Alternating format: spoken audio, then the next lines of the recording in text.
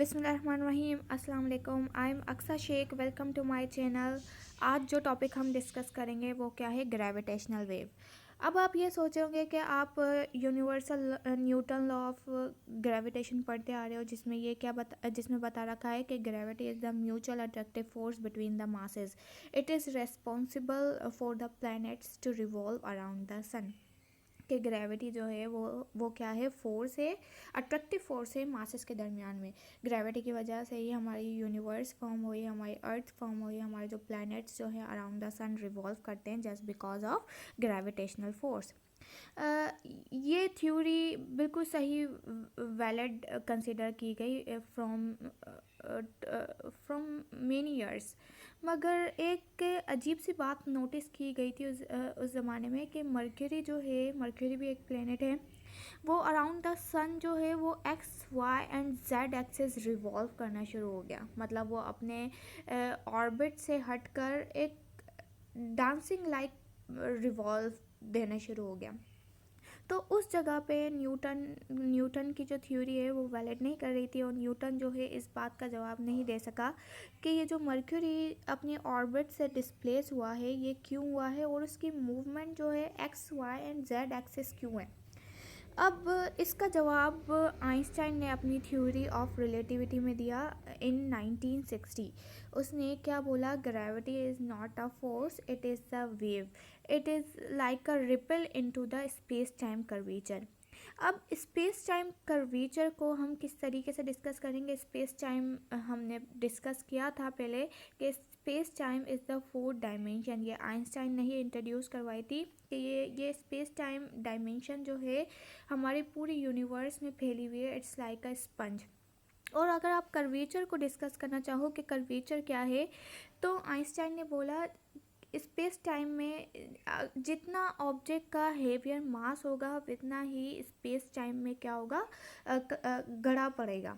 अगर आप इस चीज़ को प्रैक्टिकल लाइफ में देखना चाहो तो आप एक कपड़ा ले लो, ठीक है, उस कपड़े को फोर साइड से हैंग करवा दो और हॉरिजॉन्टली पकड़ा हुआ हो, ठीक है। जब आप उस कपड़े के अंदर बॉल डालोगे, हेवियर बॉल डालोगे, तो एक घड़ा प्रोड्यूस हो जाएगा।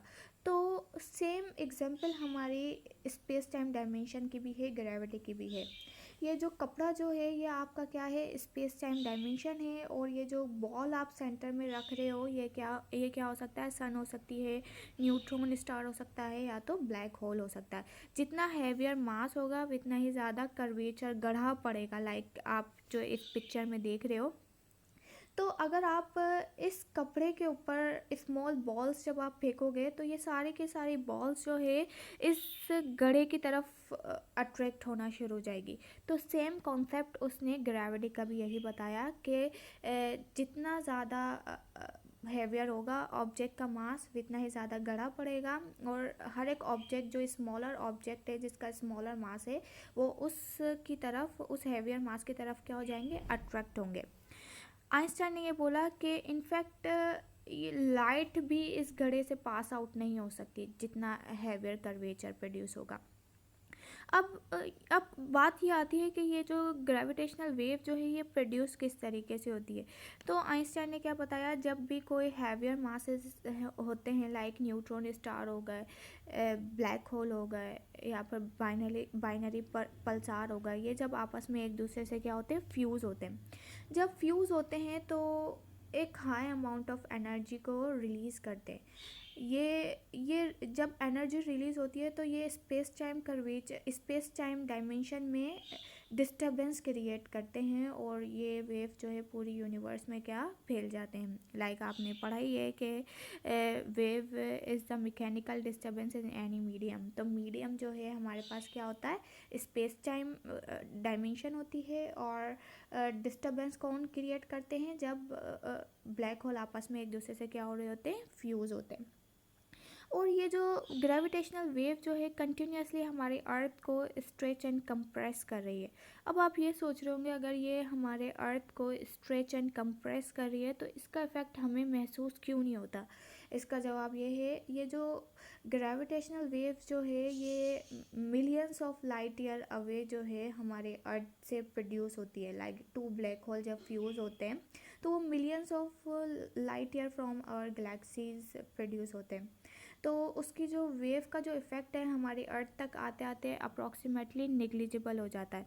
अप्रॉक्सीमेटली 10⁻⁻18 मीटर तक ये हमारी अर्थ को इफ़ेक्ट करती है, जिसकी वजह से इसका इफ़ेक्ट हम महसूस नहीं कर पाते।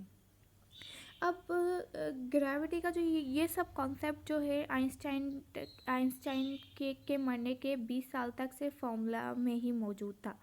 लेकिन उसके बाद साइंटिस्ट ने बाइनरी पल्सार को डिस्कवर किया।